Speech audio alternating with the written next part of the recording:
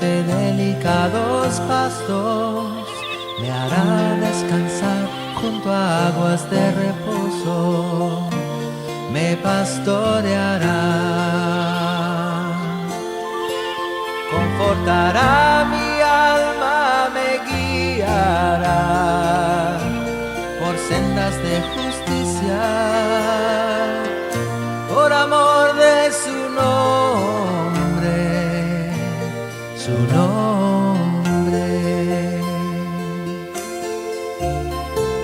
Aunque ande en valle de sombra de muerte, no temeré mal alguno, porque tú estarás conmigo, tu vara y tu callado me infundirán aliento. Aderezas mesa delante de mí en presencia de mis angustiadores. Unges mi cabeza con aceite, mi copa está rebosando. El bien y la misericordia me seguirán todos los días de mi vida, y en la casa del Señor moraré por largos días. El bien y la misericordia me seguirán todos los días de mi vida, y en la casa del Señor moraré por largos días,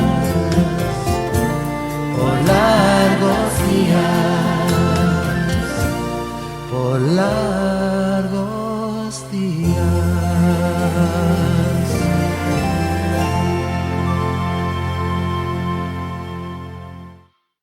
Un saludo muy afectuoso a cada uno de ustedes, amados hermanos. Qué alegría que podamos reunirnos una vez más para alabar al Señor y para poder meditar en su palabra. Bienvenidos a todos nuestros amados hermanos que están conectados de diferentes lugares, que están con nosotros ahora.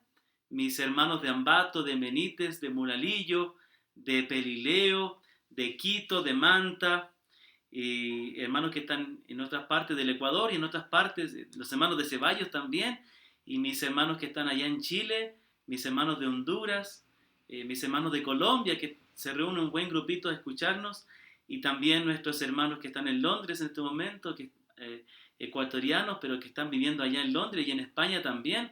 Un saludo afectuoso a cada uno de ustedes, que la gracia del Señor les acompañe.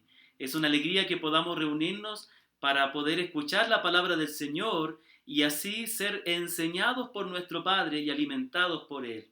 Así que ánimo, mi hermana, mi hermano, que la palabra de Dios dice que en la presencia del Señor hay plenitud de gozo, y ese gozo debemos sentir cada vez que nos reunimos en el nombre del Señor para alabarle y para adorarle. Amén.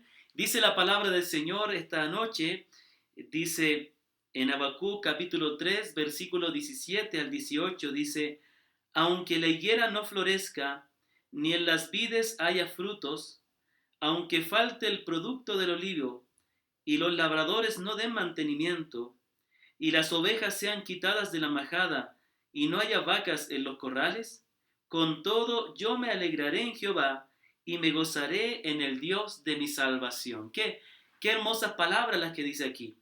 Aquí el profeta Habacuc, inspirado por el Espíritu, está diciendo que aunque tenga escasez de muchas cosas que son necesarias para la vida, igual él se va a gozar y se va a alegrar, porque su gozo está en el Señor. Por eso dice: yo me alegraré en Jehová y me gozaré en el Dios de mi salvación. Y eso es lo maravilloso, que para el creyente la fuente de gozo, la fuente de felicidad, de paz, de alegría, la fuente de bienestar es Dios mismo. Interesante, ¿no? Aquí dice: aunque la higuera no florezca, es decir, que la higuera no florezca y luego no dé fruto, aunque no haya vid, aunque en las vides no haya fruto. Está nombrando la higuera, está nombrando la vid, está hablando acerca del olivo, aunque falte el producto del olivo, y los labradores no den mantenimiento y las ovejas sean quitadas de la manada.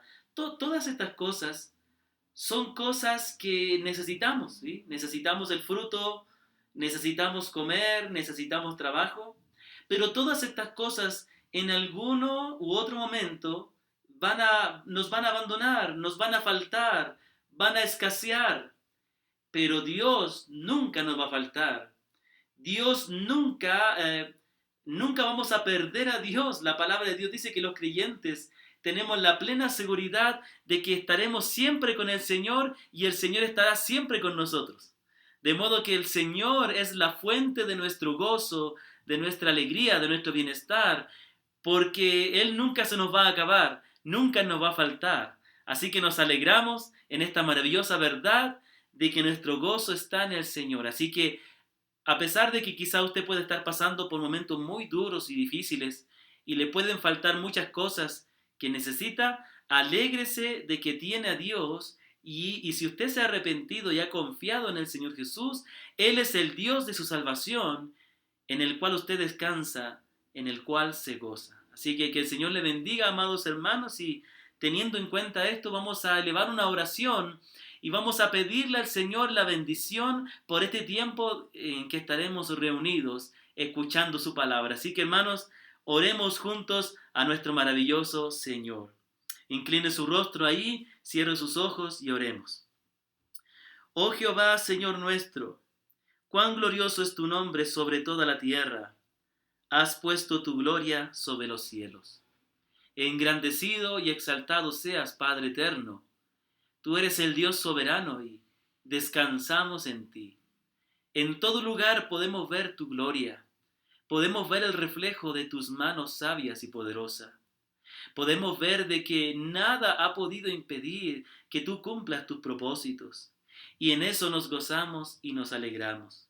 Oh Padre eterno, esta noche, junto con mis amados hermanos y hermanas, que estamos reunidos en el nombre del Señor Jesús, queremos elevar nuestra voz a ti en acción de gracias por todas tus bendiciones. Gracias porque hasta ahora nos has guardado de todo mal. Gracias porque hasta ahora nos has provisto lo necesario y estamos seguros de que ninguno de tus hijos le ha faltado lo esencial. Gracias porque hasta ahora nos has dado la vida y de modo que podemos elevar nuestra voz en adoración a ti. Gracias Señor, y aunque nos quitaras la vida, sabríamos que la muerte sería un paso hacia tu presencia. Oh bendito Padre, queremos esta noche, en este momento, junto con nuestros amados hermanos que están conectados, queremos darte gracias por tu gran amor, por tu gran misericordia. Oh Padre bendito, también queremos rogarte, Señor, que tú bendigas a nuestra nación, que bendigas a nuestros gobernantes, que obres en ellos, de modo que ellos te teman, de modo que ellos busquen lo mejor para la mayoría de las personas. Que tú seas dándonos gobernantes que te teman, que confíen en ti y que te amen. Rogamos, Señor, por tu amada iglesia en todos los lugares donde está reunida, para que tú levantes, purifiques, santifiques y protejas a tu iglesia, Señor. Que tu iglesia pueda seguir predicando tu palabra, que tu iglesia pueda seguirse reuniendo para adorarte. Rogamos también por cada familia y por cada padre, madre, hijos e hijas de nuestra congregación y de todos los hermanos. Que tú bendigas las familias, los hogares, que obres en la salvación de aquellos que no te conocen, para que tú les concedas el don del arrepentimiento y la fe. Ruego, Señor, por las almas de cada uno de nuestros hermanos, para que sean santificadas, para que crezcan espiritualmente, para que sean conformados a tu imagen. Anima a los que están desanimados, consuela a los tristes. Da gozo, Señor, a aquellos que están apesadumbrados, pero también corrige y llama la atención a los que andan en pecado. Salva a los que no te conocen, Señor. Te damos gracias y pedimos que este tiempo tú seas honrado y glorificado y que tu palabra sea expuesta con pureza. Te lo pedimos y te damos gracias, Padre bendito, confiando en ti, en el nombre de nuestro Señor Jesucristo, nuestro amado Salvador. Amén. Bendito sea el nombre del Señor. Vamos entonces a abrir la palabra para la lectura del día de hoy. Y la lectura del día de hoy va a ser en el libro de Santiago, capítulo 3, por favor. Tenemos la lectura en el libro de Santiago, capítulo 3. Nuestro querido hermano David estuvo la disposición de transmitir la semana anterior, pero lamentablemente el internet tuvo un inconveniente, pero agradecemos siempre la disposición de nuestro hermano y de todos los hermanos que con un corazón humilde y comprometido sirven para la edificación del cuerpo de Cristo. Así que hoy el capítulo que teníamos que leer la semana anterior lo vamos a leer hoy día y es Santiago capítulo 3, amados hermanos. Santiago capítulo 3. No se olviden que el libro de Santiago va dirigido a los creyentes que están pasando pruebas, que estaban dispersados y estaban enfrentando muchas dificultades. Y esta carta es una palabra de ánimo, pero también de instrucción y de corrección también. Santiago capítulo 3 dice así la palabra bendita del Señor. Hermanos míos, no os hagáis maestros muchos de vosotros, sabiendo que recibiremos mayor condenación. Porque todos ofendemos muchas veces. Si alguno no ofende en palabra, este es varón perfecto, capaz también de refrenar todo su cuerpo. He aquí nosotros ponemos freno en la boca de los caballos para que nos obedezcan, y dirigimos así todo su cuerpo. Mirad también las naves, aunque tan grandes y llevadas de impetuosos vientos, son gobernadas por un muy pequeño timón por donde el que las gobierna quiere. Así también la lengua es un miembro pequeño, pero se jacta de grandes cosas. He aquí cuán grande bosque enciende un pequeño fuego. Y la lengua es un fuego, un mundo de maldad. La lengua está puesta entre nuestros miembros y contamina todo el cuerpo e inflama la rueda de la creación, y ella misma es inflamada por el infierno. Porque toda naturaleza de bestias y de aves y de serpientes y de seres del mar se doma y ha sido domada por la naturaleza humana. Pero ningún hombre puede domar la lengua, que es un mal que no puede ser refrenado, llena de veneno mortal. Con ella bendecimos al Dios y Padre, y con ella maldecimos a los hombres que están hechos a la semejanza de Dios. De una misma boca proceden bendición y maldición. Hermanos míos, esto no debe ser así. ¿Acaso alguna fuente hecha por una misma abertura agua dulce y amarga?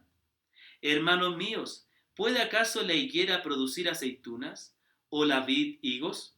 Así también ninguna fuente puede dar agua salada y dulce. ¿Quién es sabio y entendido entre vosotros?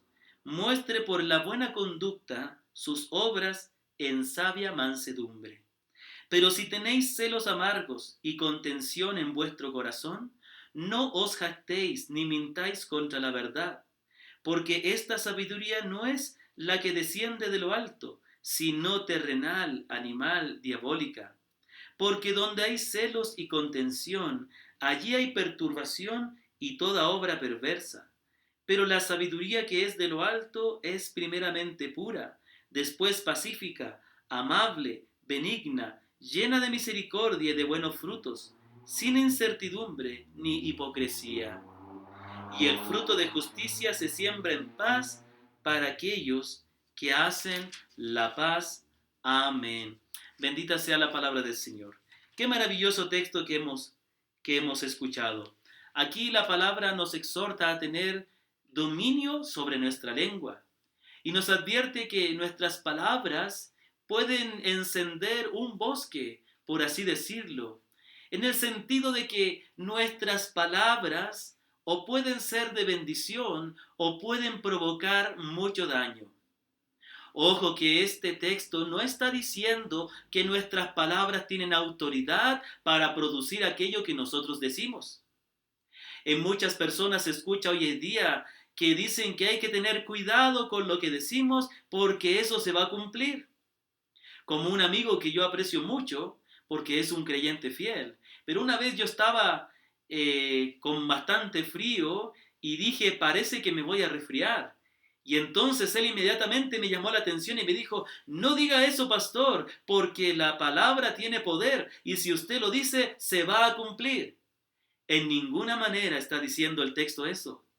Si nosotros dijéramos que nuestras palabras tienen poder para producir lo que nosotros decimos, estaríamos diciendo que tenemos el mismo poder de Dios con el cual creó los cielos y la tierra. La palabra de Dios dice que Dios creó todo con el poder de su palabra. Y dijo Dios y fue hecho. Pero hermanos, nosotros no podemos ponernos en tan alta posición.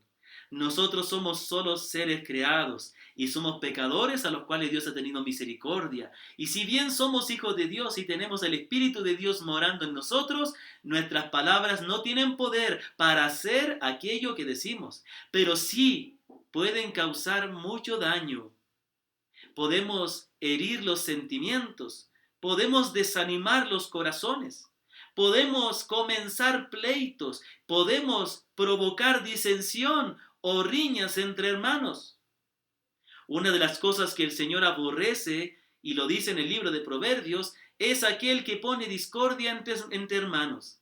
Y a veces eso ocurre por las palabras que decimos. Tengamos cuidado con nuestras palabras, porque ellas deben honrar a Dios. Dice la Escritura, ninguna palabra corrompida salga de vuestra boca. De modo que las quejas, que las burlas o las bromas de doble sentido no deben tener cabida en los labios de los creyentes. Como dice el salmista, mi boca publicará tu alabanza. Bendeciré a Jehová en todo tiempo. Hermanos amados, que nuestros labios, que nuestras palabras honren y bendigan el nombre de nuestro amado Señor. Bendito sea el Señor por su palabra. Vamos ahora a cantar una hermosa alabanza que dice así: me glorío en Jesucristo, quien con su sangre me compró. Fue mía la culpa que lo traspasó y lo colgó en aquella cruz. Me glorío en Jesucristo, que en el poder del mal venció. Mi esperanza ante el santo juez. El Hijo mi justicia es. Cantemos esta hermosa alabanza. Los que la saben y los que no, la van a aprender con nosotros. Así que vamos a cantar este hermoso cántico, me glorío en Jesucristo.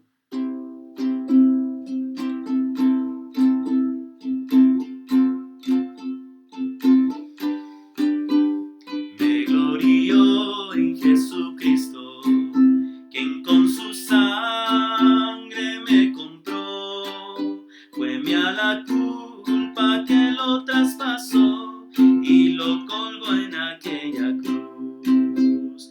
Me glorío en Jesucristo, que en el poder del mal venció.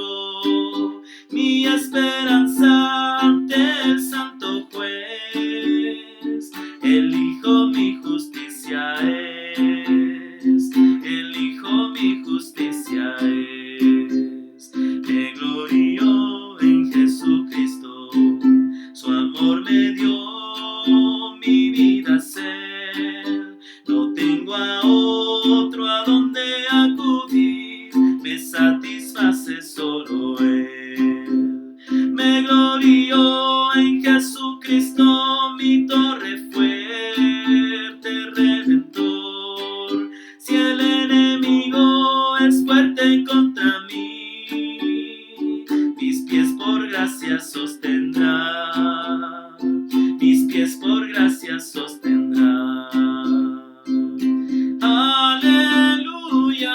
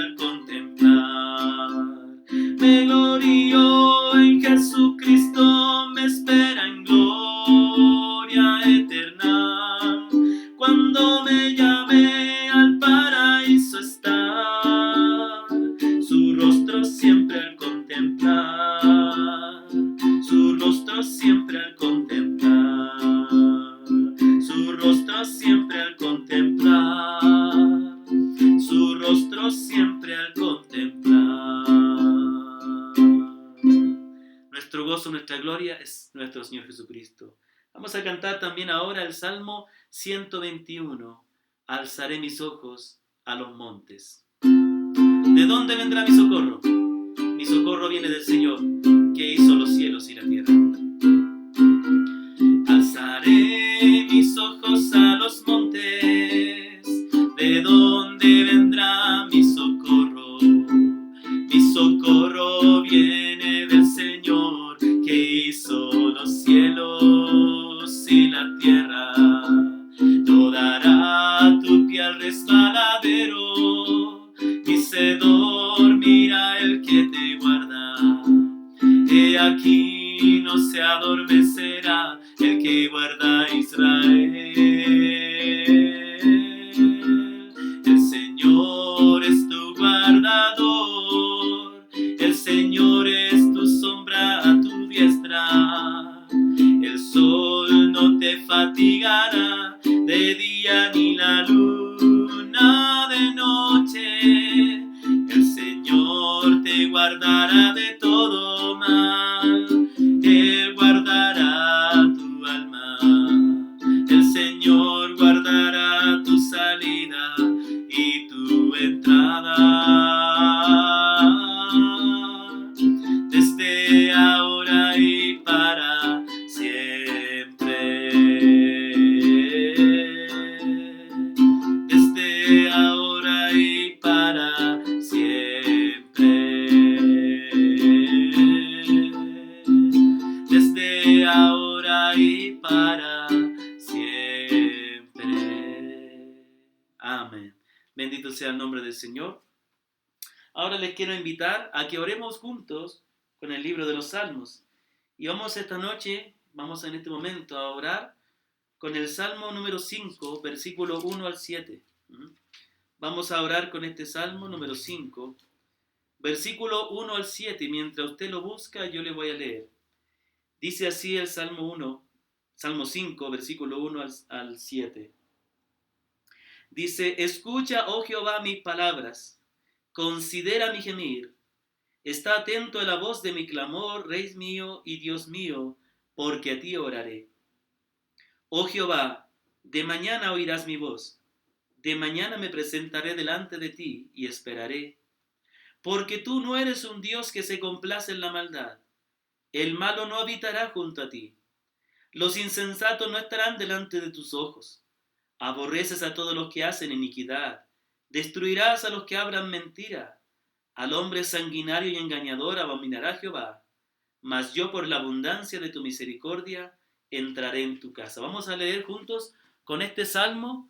Para los que no saben, una buena forma de orar es dejarse guiar por las palabras de la Escritura.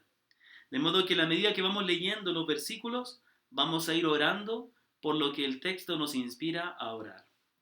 Vamos a comenzar entonces a orar con el Salmo 5, versículo 1 al 7, y comenzamos con el versículo 1 que dice así: escucha, oh Jehová, mis palabras, considera mi gemir. Vamos a leer el 2 también. Está atento a la voz de mi clamor, Rey mío y Dios mío, porque a ti oraré. Oremos. Oh Padre Santo, de la misma manera nosotros queremos elevar nuestras palabras a ti y pedirte que escuches nuestro clamor, que estés atento a lo que nosotros clamamos a ti. No estamos clamando a dioses falsos, estamos clamando a ti, al Dios vivo y verdadero, creador de los cielos y la tierra. Considera nuestro gemir, considera todo el dolor, todo el sufrimiento de cada uno de tus hijos. Considera las necesidades que tenemos y escucha nuestro gemir, escucha nuestras palabras, escucha nuestra oración. Versículo 3 dice así: oh Jehová, de mañana oirás mi voz, de mañana me presentaré delante de ti y esperaré. Oremos. Padre Santo, seguimos clamando a ti, y al igual que el salmista, rogamos que tú nos enseñes a buscarte siempre a ti en primer lugar. Que al igual que él nosotros podamos decir: oh Jehová, de mañana oirás mi voz. Perdónanos porque muchas veces, cuando nos levantamos, lo primero que hacemos es cualquier otra cosa, menos clamar a ti, menos buscar tu ayuda y tu misericordia. Oh Señor, enséñanos a comprender que no hay actividad más importante a la cual podamos dedicarnos en primer lugar. Lo primero que debemos hacer que clamar a ti y buscar tu misericordia. Versículo 4 y hasta el versículo 6. Porque tú no eres un Dios que se complace en la maldad. El malo no habitará junto a ti. Los insensatos no estarán delante de tus ojos. Aborreces a todos los que hacen iniquidad. Destruirás a los que hablan mentira.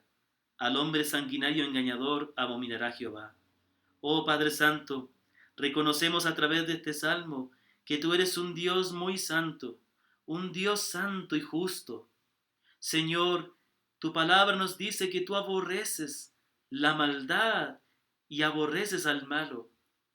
¿Cuántas veces nosotros te hemos deshonrado?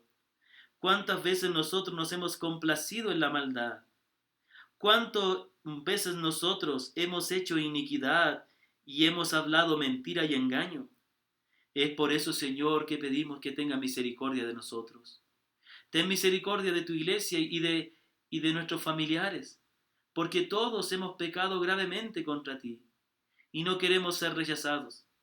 Más bien acógenos con la misericordia y la gracia de Cristo, y que tu gracia y tu misericordia también alcancen a aquellos que no te conocen, a nuestros hijos, a nuestros padres, a nuestros amigos, compañeros, que también ellos se deleitan en la maldad, para que entiendan, obra en ellos, para que entiendan tu santidad y tu justicia. Oh Padre, enséñanos cuán santo y cuán justo eres, para que te temamos y así te busquemos. Y terminamos con el versículo 7.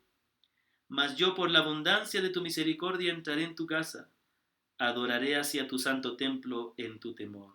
Oh Padre Santo, qué maravilloso es saber de que a pesar de ser un Dios tan santo y que somos dignos de tu aborrecimiento, tú has tenido misericordia y nos has permitido ahora entrar en tu santa presencia. Gracias porque tú has tenido misericordia de nosotros, enviando a tu Hijo a salvarnos, porque Él llevó nuestras maldades y sufrió nuestro castigo. Oh, perdónanos por no valorar tanto el sacrificio de Cristo, por no valorar lo que tú has hecho por nosotros. Enséñanos a amarte con todo el corazón, de modo que nos entreguemos a ti. Gracias, Señor, que podamos adorarte con todo el corazón, que podamos gozarnos cada vez que entremos ante tu santa presencia. Y te damos gracias por estas palabras de este salmo que nos han guiado a orar y clamar a ti en el nombre del Señor Jesús. Amén. Amén, hermano. Entonces vamos a disponernos para poder estudiar, recibir el estudio de la palabra. Vamos a ir a prestar atención a lo que la palabra de Dios nos dice, y estamos hablando, hemos dado una pausa con la serie que estábamos estudiando para hablar acerca de la verdadera conversión. Vamos a orar antes pidiendo la bendición al Señor. Padre bendito, esta noche queremos clamar a ti para pedirte la bendición por lo que será la enseñanza de tu palabra. Que tú, Señor bendito, abras nuestros oídos para escuchar tu voz, para recibir tu palabra humildemente y para dejarnos enseñar y transformar por ti. Te damos gracias por tu gran amor, por tu gran misericordia y por tu palabra. Y obra para que muchos hoy día, que a lo mejor no te conocen o que han estado engañados hoy día, puedan conocerte verdaderamente. En el nombre del Señor Jesús. Amén. Y la pregunta que nosotros hacíamos en este estudio era, ¿cuál es la razón o qué es lo que realmente, o déjenme definir mejor la pregunta, ¿qué es una verdadera conversión?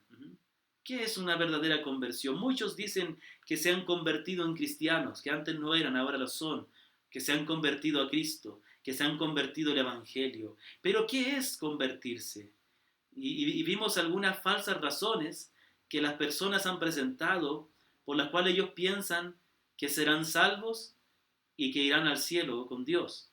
La primera es por herencia. Muchos piensan que porque han nacido en una familia cristiana, ellos automáticamente heredan la salvación.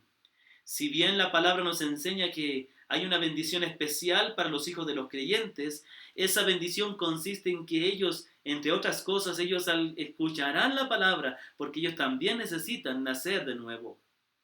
Ellos también necesitan, a pesar de haber nacido en un lugar cristiano, también tienen una naturaleza pecaminosa. Aún así han nacido en pecado y necesitan ser salvos.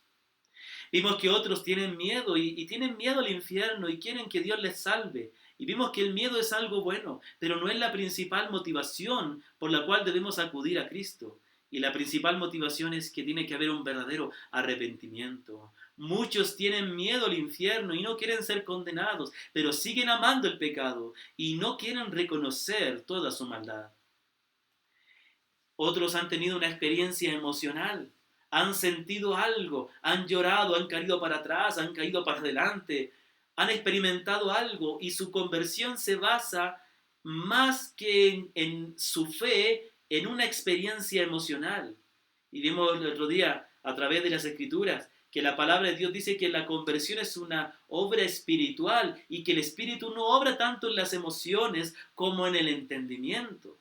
Y en que aunque las emociones pueden acompañar nuestro arrepentimiento, principalmente la obra del Espíritu es convencernos de nuestro pecado y de la obra de Cristo para que creamos en Él. El arrepentimiento y la fe son un don de Dios, como vamos a ver hoy. Otros han llegado a pensar que serán salvos o que son cristianos porque hacen cosas de cristianos. Y el problema, como vimos según las Escrituras, de estas personas es que no están dependiendo de Cristo para ser salvos. Están dependiendo de sus buenas obras, de sus acciones. Y cuando alguien confía en sus acciones para ser salvo, está diciendo que Cristo no es suficiente para ser salvo. De modo que el no depender de Cristo totalmente y verdaderamente para ser salvo, el confiar en uno mismo para ser salvo, es despreciar la obra que Cristo hizo en la cruz y la suficiencia de Él para salvar. Vimos la semana anterior toda esta herencia, vimos el miedo, la emoción y la práctica como falsas razones para ser cristiano. Entonces, si todas estas cosas no son buenas razones o no es lo que me lleva a ser un verdadero creyente, un verdadero convertido y en fin, para alcanzar salvación, ¿qué es lo que verdaderamente me lleva a alcanzar la salvación? Y aquí vamos a ver, yo quiero que preste mucha atención, que según las Escrituras hay dos cosas que deben ocurrir o que deben estar presentes, que son una obra del Espíritu, pero tienen que estar presentes en todo aquello que quieren ser salvos. Esto tiene que ocurrir. La primera cosa es, la pregunta es, ¿qué es aquello? Y lo primero es el arrepentimiento. El arrepentimiento. La palabra arrepentimiento viene de una palabra griega que significa cambio de mentalidad, cambio de mente. En el día de hoy hay muchas personas que piensan que están en las iglesias y piensan que serán salvos, pero todavía piensan en su corazón que son buenas personas. Nunca ha habido un momento en que se hayan dado cuenta lo pecadores que son. Y esto es algo muy importante, porque la palabra de Dios dice que es necesario que nos arrepintamos. Es necesario que haya un cambio de mentalidad, que de pensar que somos buenas personas, lleguemos a reconocer que no somos buenas personas, que somos pecadores. Parte de esto es que la mirada de las personas siempre se encuentra en lo que no hacen al prójimo, pero se olvidan de lo que han hecho contra Dios. Y no nos olvidemos que el pecado primeramente es contra Dios. Y que el mayor pecado es no amar a Dios, porque toda la ley se resume en amar a Dios por sobre todas las cosas. De modo que tiene que haber un arrepentimiento, tiene que haber un momento en que la persona reconozca que es pecador o pecadora delante de Dios. Si no ha ocurrido esto, no puedes decir que te has convertido en cristiano. Muchos acuden a Cristo porque están pasando un momento de necesidad económica, porque están pasando problemas matrimoniales, porque están en alguna crisis. Pero la verdadera fe que salva es aquella que busca a Cristo, motivado por un arrepentimiento, por un reconocimiento de la sociedad del pecado. Y la segunda cosa es confianza. El arrepentimiento por sí solo no me salva. El arrepentimiento me muestra la suciedad de mi pecado para que yo acuda a Cristo y ponga mi confianza en Él. Confiar en Cristo quiere decir depender de Él, creer que Él es el Hijo de Dios y tiene la autoridad de perdonar el pecado, creer que Él es el Hijo de Dios, que murió en la cruz y que resucitó y que Él es el único que me puede salvar y perdonar. El Señor Jesucristo, cuando comenzó su ministerio, comenzó a predicar, Él dijo las siguientes palabras. Después que Juan fue encarcelado, Jesús vino a Galilea predicando el evangelio del reino de Dios, diciendo, y este era el mensaje del Señor Jesús, el tiempo se ha cumplido y el reino de Dios se ha acercado. Detengámonos aquí. Primero, el Señor Jesucristo habla acerca de ¿qué? Acerca del reino de Dios. Y está diciendo que el reino de Dios ya ha llegado, que el reino de Dios ya está presente, que ahora es el momento en que podemos salir del reino de las tinieblas y pertenecer al reino de Cristo, al reino de Dios. Y es entonces que el Señor va a decir qué es necesario, qué es aquello necesario para entrar al reino. Esa es la segunda cosa que el Señor dice acá. Y entonces dice, arrepentíos y creed en el Evangelio. Entonces hablando de dos cosas, arrepentimiento y creed, lo que acabamos de explicar. Bueno, vamos a detenernos en la primera.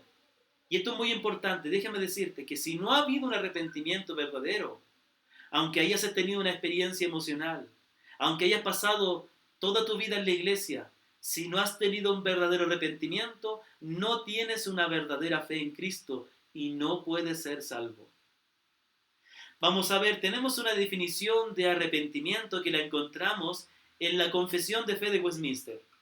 Nuestra confesión de fe dice así: el arrepentimiento para vida es una gracia salvadora, mediante la cual un pecador, teniendo un verdadero sentimiento por su pecado y comprendiendo la misericordia de Dios en Cristo con dolor por y con odio contra su pecado, se aparta del mismo para volver a Dios, con pleno propósito y procurando con esfuerzo una nueva obediencia. Aquí yo quiero resaltar varias palabras en esta definición. Dice que es un sentimiento por su pecado, comprendiendo la misericordia de Dios en Cristo, con dolor por y con odio contra su pecado. Por eso que la palabra arrepentimiento implica un cambio de mentalidad, en que el pecado que yo amaba y en el cual yo me deleitaba, ahora lo odio. No estamos diciendo que dejamos de pecar, porque no podemos dejar de pecar sin el poder de Cristo. Pero estamos diciendo que a pesar de que pecamos, a pesar de que el pecado es atractivo, sentimos odio y dolor por el pecado que hacemos. Entendemos que es algo malo y ya no queremos seguir. Y eso nos lleva a volvernos a Dios, lo cual es la conversión. Entonces, pensando en el arrepentimiento, debemos recordar que el arrepentimiento es aquella obra que el Señor hace en nosotros, donde nos damos cuenta y somos capaces de reconocer, pero también de sentir dolor y enojo, odio contra nuestro pecado. Ese cambio de mentalidad, de amar a odiar el pecado, eso es arrepentimiento. Lo que me da mucha tristeza es que hay muchas personas que están en la iglesia, y yo no hablo de las iglesias, sino que hablo de las congregaciones en las cuales Dios me permite servir, a las cuales Dios me permite pastorear. Estoy hablando de nosotros, de nuestra congregación. Me da mucha tristeza ver que no hay arrepentimiento en la vida de muchos hermanos.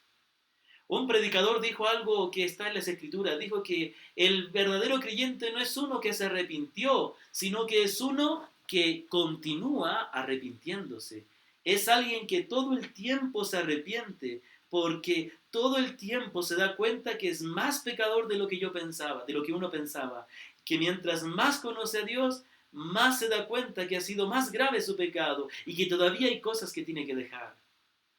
De modo que hoy, en el día de hoy, escúchenme, ¿sabía usted que una práctica de la iglesia en siglos anteriores era que en cada culto tenía que haber un tiempo de confesión?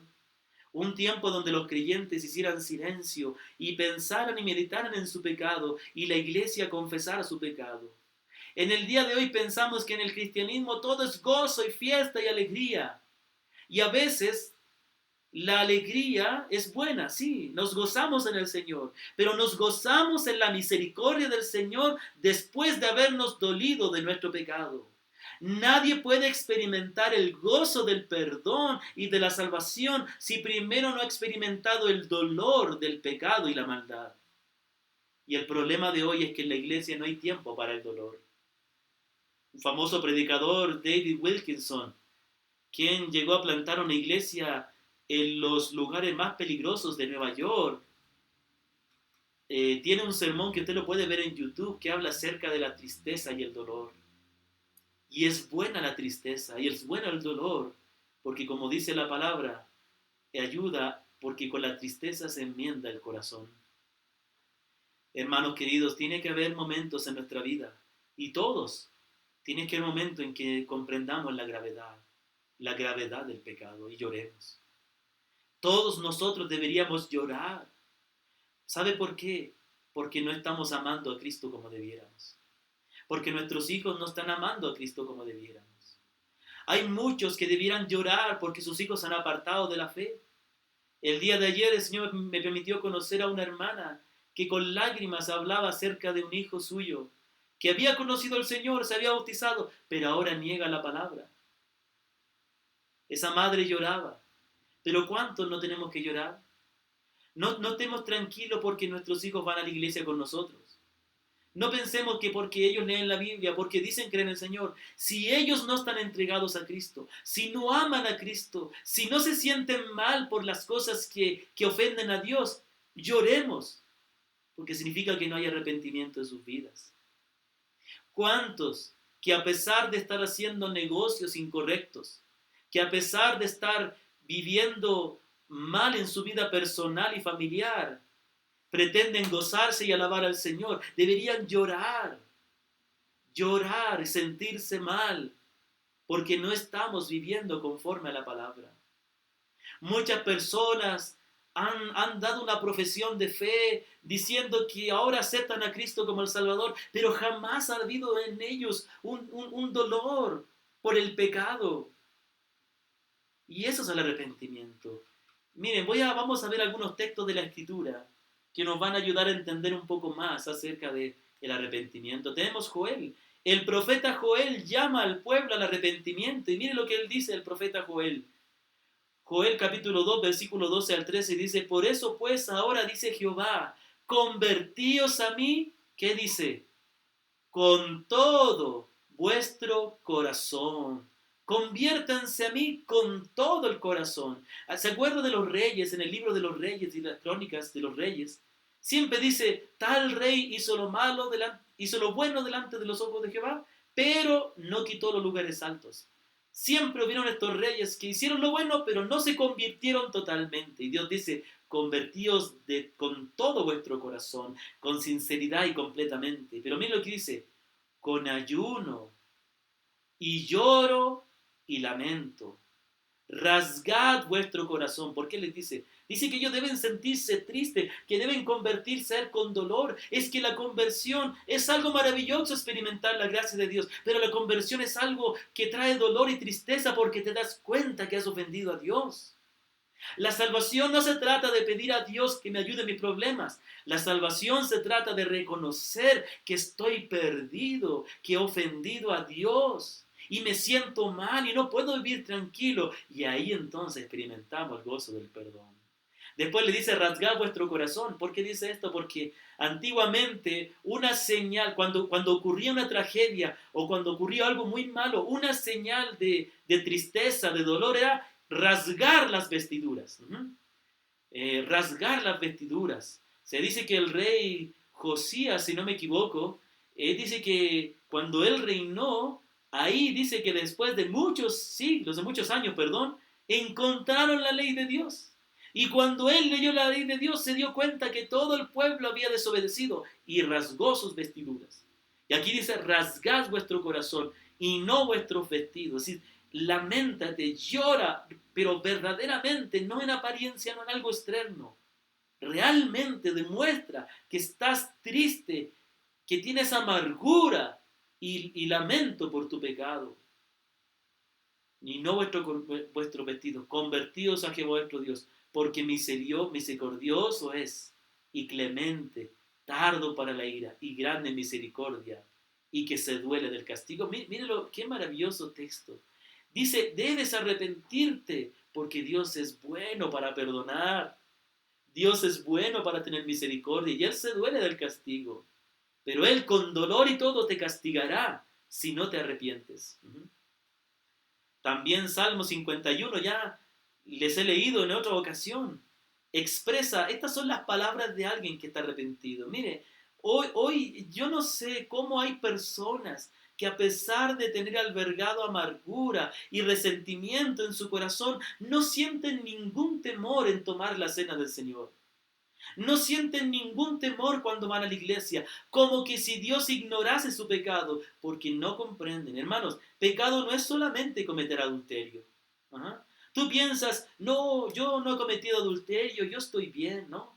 Yo no he robado, estoy bien, soy un buen creyente, doy mi ofrenda. Pero a lo mejor tienes odio, amargura contra alguien. Ese es un pecado tan grave como el adulterio. Un pecado digno de la disciplina eclesiástica, porque trae división, porque trae muerte, trae separación entre los hermanos. Pero aquí hay palabras de alguien que está arrepentido. Salmo 51 dice, ten piedad de mí, oh Dios. Mire esta expresión, ten piedad de mí, oh Dios. No dice, bendíceme, ayúdame en mis proyectos, ayuda a lo que yo quiero. Es, ten piedad de mí. Mire, hermanos, Dios nos va a dar, sí nos va a dar todo lo que necesitamos. Eso ya lo prometió. Él dijo, busca el reino de Dios y lo demás vendrá por añadidura. Sí, hay que pedir la bendición a Dios, pero no es lo más importante que tenemos que pedirle a Dios. La piedad de Él, la misericordia. Conforme a tu misericordia, dice el salmista, conforme a la multitud de tus piedades, ¿qué dice? Borra mis rebeliones, no dice borra mis errores, borra mis fallas, borra mis rebeliones, porque el pecado es una rebelión contra Dios. Lávame más y más, ¿de qué? De mi maldad. Límpiame de mi pecado.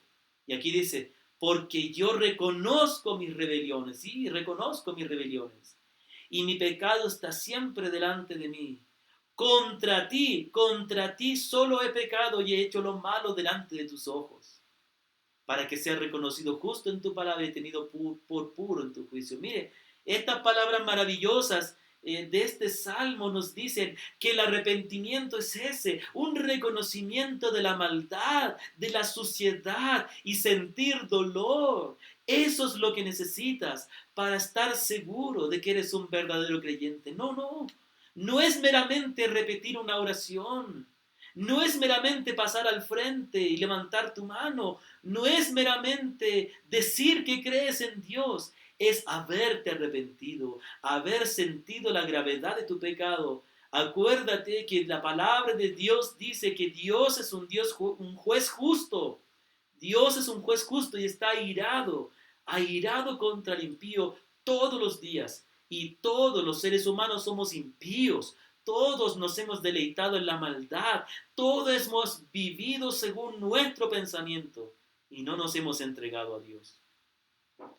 Entonces el primer paso, tú debes basar de que eres un verdadero creyente. Si tú puedes reconocer que en tu vida Dios ha obrado y has experimentado y has tenido la convicción de un verdadero arrepentimiento. Si no es así, entonces necesitas arrepentirte. Si no te arrepientes, perecerás igualmente, dice el Señor. Ahora tenemos en segundo lugar la confianza en Jesucristo. Y aquí tenemos también la definición en lo que dice el Catecismo de la Confesión de Fe de Westminster. La fe en Jesucristo es una gracia salvadora por la cual recibimos a Cristo. Y recibir a Cristo no está hablando de repetir una oración, habla de reconocerle como el Mesías.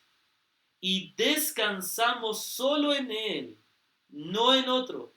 Y descansamos solo en Él para la salvación, tal y como Él nos es ofrecido en el Evangelio. Entonces, ¿qué es lo que es la fe? La fe es descansar en Cristo, es confiar en Él.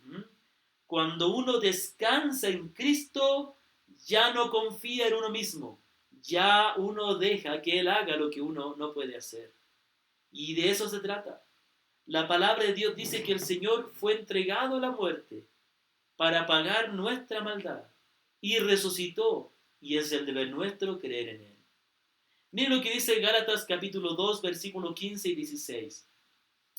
Aquí está hablando Pablo como judío, está hablándole a los creyentes, hablando acerca de que a pesar de ser judío y de tener la ley de Dios, eso no está puesta en eso su confianza, sino en Cristo. Nosotros, judíos de nacimiento, y no pecadores de entre los gentiles, sabiendo que el hombre, y aquí dice, no es justificado por las obras de la ley, sino, contrariamente a eso, por la fe en Jesucristo, nosotros también hemos creído en Jesucristo, para ser justificado por la fe de Cristo, y no por las obras de la ley, por la fe de Cristo. Por cuanto por las obras de la ley nadie será justificado, ¿no? La ley es buena porque nos muestra nuestro pecado, y hay que obedecerla, porque es la norma para vivir, pero no es lo que nos trae salvación. Lo que nos trae salvación es por la fe en Jesucristo, dice el texto. Dice que tiene que haber una fe verdadera en Cristo, una fe que descansa en Él, que renuncia a la confianza de sí mismo para confiar solo en Él. Esto es lo que todos necesitamos. La palabra de Dios dice que el justo por la fe vivirá. Justificados pues por la fe, tenemos paz para con Dios por medio de nuestro Señor Jesucristo. También aquí tenemos un ejemplo de lo que es confiar en Cristo. Y aquí viene que el arrepentimiento nos conduce a buscar a Cristo. Y aquí hay algo maravilloso. Dice, habla acerca del Señor cuando estaba crucificado en la cruz y habían dos malhechores, uno a la izquierda y otro a la derecha. Y no sabemos cuál era cuál, por lo menos yo creo que no sabemos. Pero uno de ellos le insulta a Jesús.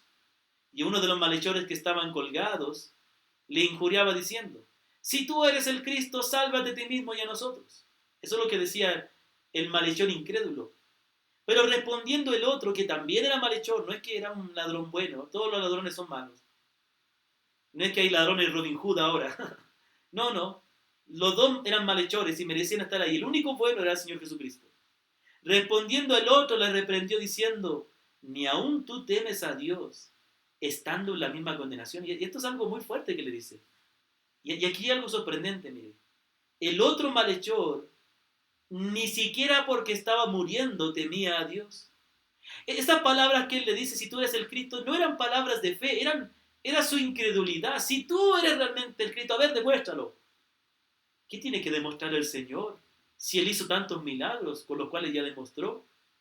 De modo que aquí hay algo sorprendente, que aún el hombre, aún en el lecho de su muerte, aún así, tampoco se va a arrepentir, tampoco tiene temor de Dios.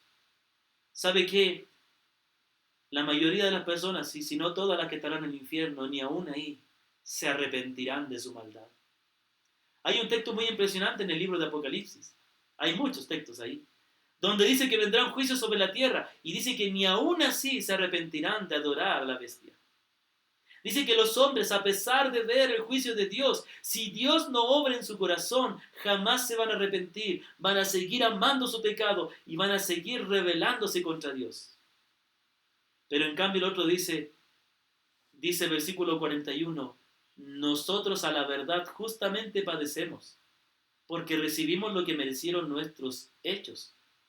Mas refiriéndose a Jesús, ningún mal hizo. Entonces aquí vemos que este hombre sí reconocía que él merecía estar ahí, que él era digno de la muerte. Pero entonces este hombre hace algo impresionante.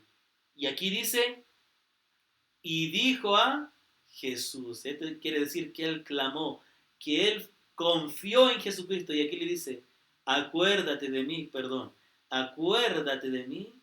cuando vengas en tu reino. Entonces esto es maravilloso, es impresionante. Aquí el Señor le dice, este hombre, temiendo a Dios, reconociendo que merecía morir por su pecado y que pronto iba a estar con Dios, que él le juzgaría, entonces él clama a Jesús. Y no le pide bendición, no le pide prosperidad, no le pide sanidad. Él pide que se acuerde de él, que eso significa que tenga misericordia. Y él dice cuando vengas en tu reino. Es decir, que él comprendió que Jesús era el rey, que él comprendió que un día Jesucristo vendría como rey glorioso. Y eso es maravilloso, porque él entendía esta maravillosa verdad que es claramente enseñada en la Escritura. Y él reconoció con esto la autoridad de Cristo y confió en él. Y la pregunta es, ¿qué significa? ¿Qué significa creer en Cristo? Significa reconocer que Él es el único que me puede salvar, pero también que Él es el que tiene la autoridad. Ya hemos hablado de esto en muchas ocasiones. ¿Qué dice la Escritura en el libro de Romanos? Si confesares con tu boca que Jesús es el Señor, que Jesucristo es el Señor, quiere decir que tú reconoces que Él es la autoridad y que tú no has vivido para Él, pero ahora tú te arrepientes de esa vida. Tú te arrepientes de haber vivido para ti mismo. Te arrepientes de no haberte sometido a la ley de Dios. Y tú confías en Jesucristo que Él tendrá misericordia para salvarte y para obrar en ti de modo que tú vivas para Él. Entonces la verdadera fe en Cristo viene precedida por un arrepentimiento. Que aunque tengas miedo, que aunque hayas nacido en un lugar cristiano, que aunque tengas experiencias maravillosas, aunque hayas estado toda tu vida, en la iglesia y hayas hecho toda clase de cosas, si no ha habido un arrepentimiento, no vas a tener una verdadera fe. Si realmente no estás descansando solo en Cristo para tu salvación, si no es la salvación de tu alma tu mayor preocupación y la mayor razón por la cual has buscado a Cristo, todavía estás en tus pecados, estás viviendo una ilusión, piensas que eres cristiano, pero te vas a perder hasta que no estés verdaderamente arrepentido. Quiero terminar con estas últimas palabras. Y dice estas palabras, dicen aquí en Isaías, es un llamado que hace el profeta Isaías, dice, buscad a Jehová. ¿Cuándo? Escucha atentamente, mira, no te distraigas, escucha. Buscad a Jehová mientras pueda ser hallado, es decir, que no siempre será hallado. Y dice que el buscar a Jehová es un deber. Debes buscar a él, debes buscar a Jehová, debes buscar la salvación de Él mientras pueda ser hallado. No siempre va a ser hallado. Llamadle en tanto que está cercano. Ahora está cercano por medio de la palabra, pero no siempre estará. Y aquí habla del arrepentimiento y habla de la fe. Primeramente, deje el impío su camino y el hombre inicuo sus pensamientos. Aquí tenemos el arrepentimiento. Vamos a poner la letra A. Y aquí dice, el arrepentimiento es dejar tu camino, abandonar tu razonamiento, tu forma de pensar, dejar de creer en Dios conforme a tu pensamiento, abandonar tus ideas. Y entonces viene la fe, con F. Vuélvase a Jehová, es decir, cambia de dirección y mira a Cristo. Mira a Jehová. Jesucristo significa Jehová salva. Mira a este Jehová salvador que es Cristo. Confía en Él. Mírale buscando en Él la salvación. ¿Y qué dice? ¿Cuál es el resultado? El cual tendrá de Él misericordia. Y al Dios nuestro, el cual será amplio en perdonar. Dice que Dios será amplio en perdonar. Dice que Dios tendrá misericordia. Dice que Él es el que tiene misericordia. Él es el que es amplio en perdonar. Entonces el punto es, no te vuelvas a tus obras para pensar y encontrar en ella la salvación. No te vuelvas a tus pensamientos, a tus ideas. Vuélvete a Cristo y Él te salvará. Ven a Cristo, confía en Él, entrégale tu vida, como quieras llamar a esto. Conviértete a Él, recíbele, cree en Él, como dice la Escritura, y Él será amplio en perdonarte. Él tendrá misericordia. Esto de ser cristiano no es cualquier cosa, no, tienes que examinarte. No seas que a lo mejor estés perdido y no te das cuenta. La salvación del alma es una preocupación muy seria. Por eso los pastores debemos cuidar de las almas. Por eso es que los pastores muchas veces tenemos que llamar la atención a alguien cuando anda en pecado, porque si se supone que confió en Cristo, debe vivir de una manera diferente. Y una llamada de atención es bueno, porque nos hace examinarnos si realmente andamos en la fe. Vuélvete a Cristo, el cual será amplio en perdonar. Oremos. Padre bendito, te damos gracias por esta hermosa palabra que hemos recibido, porque tu palabra es una lámpara que nos muestra el camino, que nos conduce hacia Cristo, hacia la vida verdadera, hacia la vida eterna. Obra en nuestra mente, en nuestro corazón, para que haya una verdadera preocupación por la salvación de nuestra alma, y para que realmente estemos confiando en Cristo y hayamos experimentado un verdadero arrepentimiento.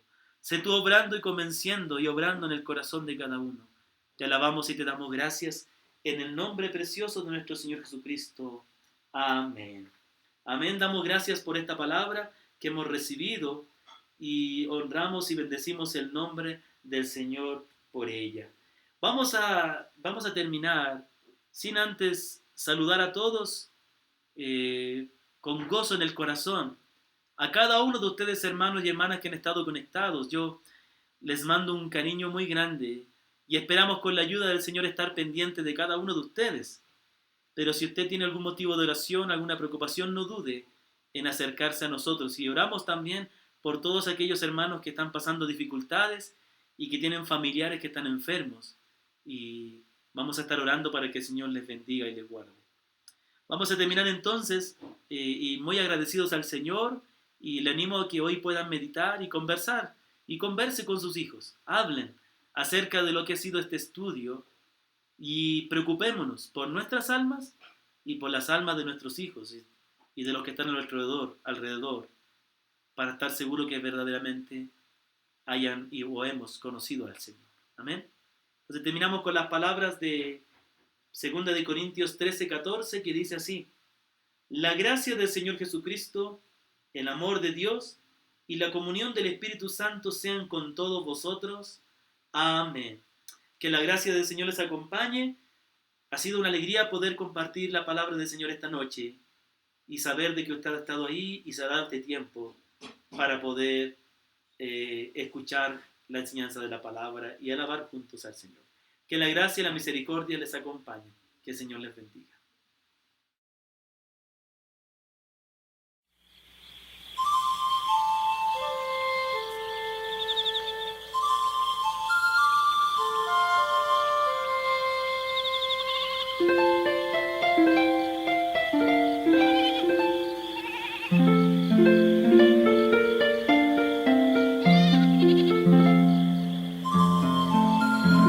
El Señor es mi pastor, nada me faltará. En lugares de delicados pastos me hará descansar junto a aguas de reposo. Me pastoreará,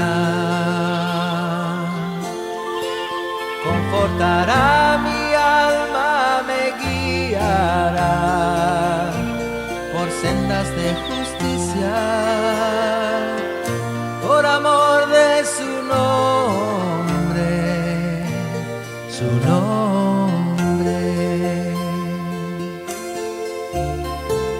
Aunque ande en valle de sombra de muerte, no temeré mal alguno, porque tú estarás conmigo, tu vara y tu callado me infundirán aliento.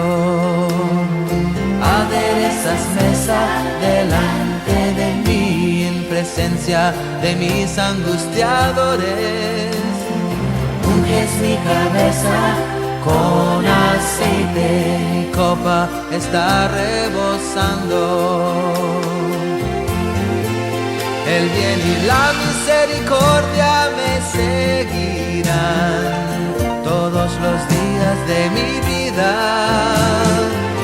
y en la casa del Señor oraré por largos días. El bien y la misericordia me seguirán todos los días de mi vida, y en la casa del Señor alabaré por largos días, por largos días.